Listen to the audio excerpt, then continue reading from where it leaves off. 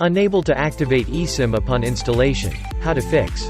You are trying to set up an eSIM on iPhone, but it is showing the unable to activate eSIM. Check out the solution if the eSIM is not activating on your iPhone in today's video. Reasons. Almost cases appear on iOS. Normally appear when installing eSIM when you haven't arrived at your destination yet.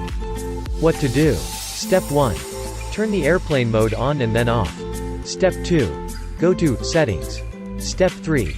Go to Cellular, and check whether the eSIM is there or not. If the eSIM is already on your SIM settings, it's okay, keep following the instructions. If the eSIM is not there, contact customer support for further help. If you have any other questions, please contact with Gigago.